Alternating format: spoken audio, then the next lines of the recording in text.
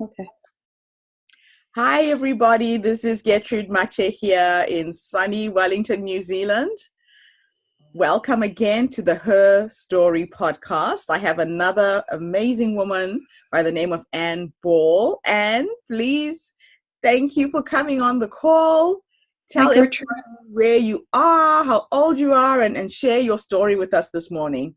Thank you, Gertrude. I am so honored to be here and after I saw your TED Talk, I was so motivated and inspired by you. You're doing some amazing things. So I'm really honored to be here. I am 49 years old. I live outside of Washington, D.C. in the United States. And I am here to talk about when I was raped a couple of years ago. Um, I found myself at the home of a friend, and it was a friend where it was one of those homes where you go and you get your glass of wine, and you only have one glass of wine. And the reason you only have one glass of wine is because they keep filling it for you.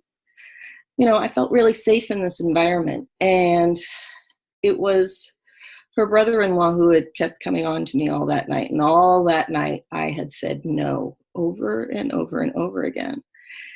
And as the night wore on, he just pretty much waited until I was so incapacitated that I didn't even have the ability to say no anymore.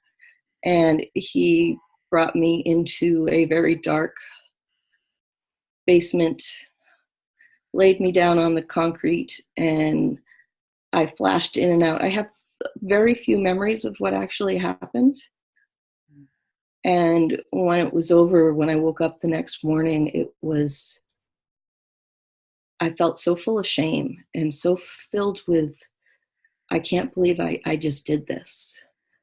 Um, and it wasn't until a few days later when I was chatting with a friend of mine who, when he heard my story, he said to me, "That's rape." And my jaw kind of dropped and I was like, "It is?" And he's like, "Yes, that's rape."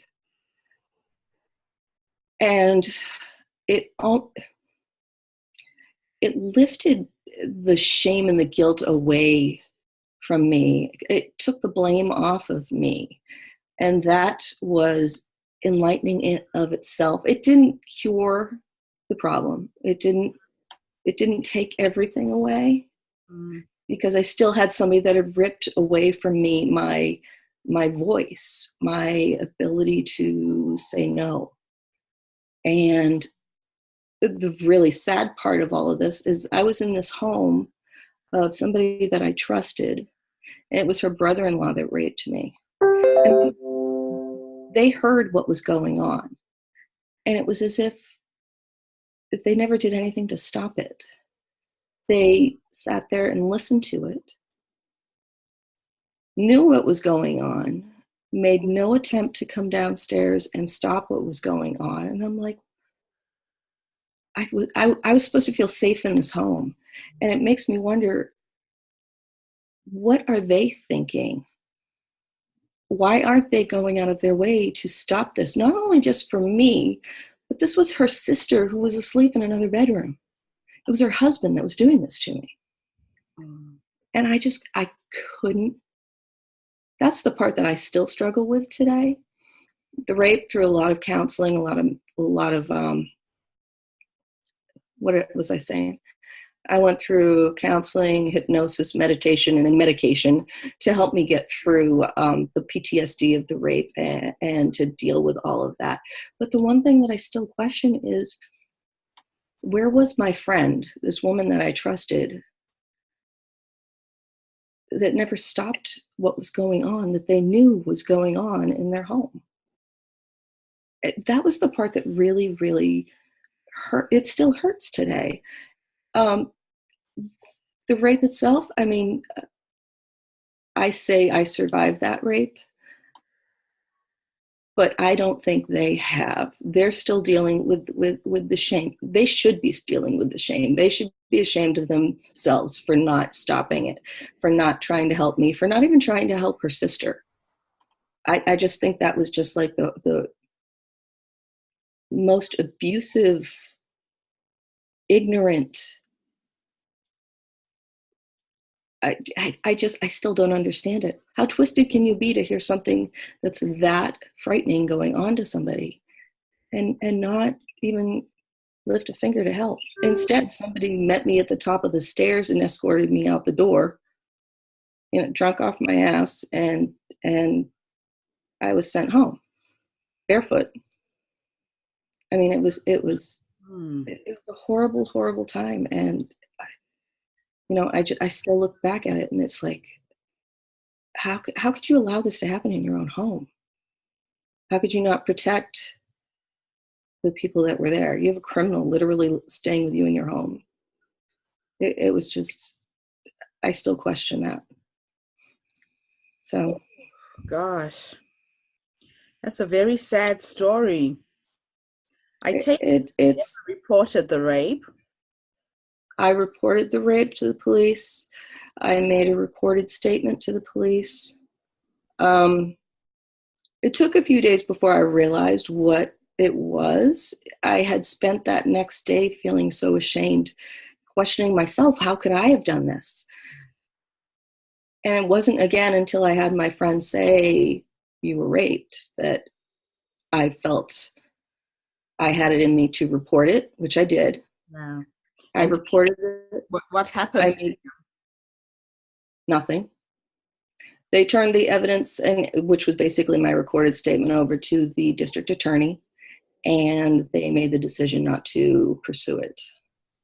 And on what grounds? They never told me. Jeez. So you have a lot of lack of closure to the whole horrible event.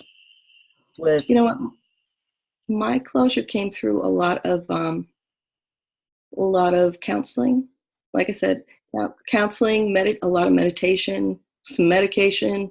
That is what really truly helped bring me out of it. I am now a life coach. Like within those first 2 weeks, I had made I had made the police report. I had done the recorded statement for the police. I had wanted to get my son in front of a couple of huskies. He had always wanted huskies. So I managed to get him in front of a couple of huskies that weekend. And as it was, we ended up adopting them. And then that following Monday, my daughter was tumbling at her cheer practice and had a concussion.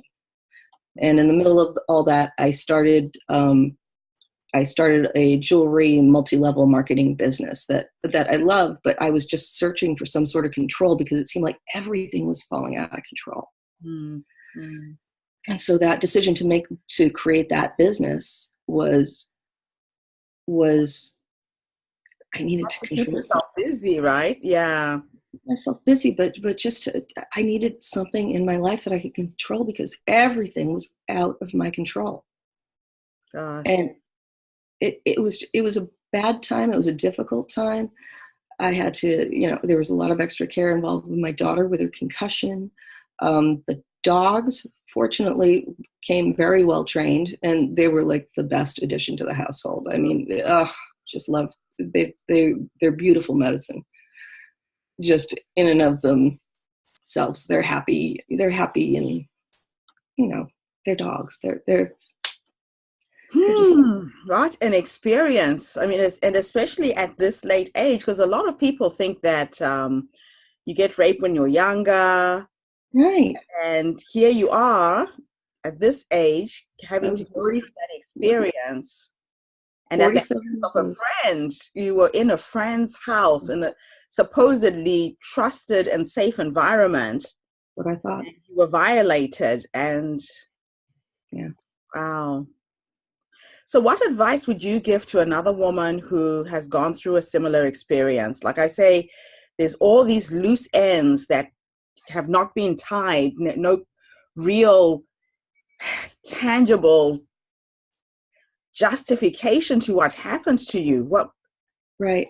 Any woman who is going through a similar situation, get as far away from that. The friendships that I had were toxic. I mean, as I look back, it's as if they were they were the type of crowd that one person would come in the room, they'd all talk about somebody, and then when the person they were talking about came into the room and another person left, they talked about the person that left. I mean, it was a very toxic environment to begin with.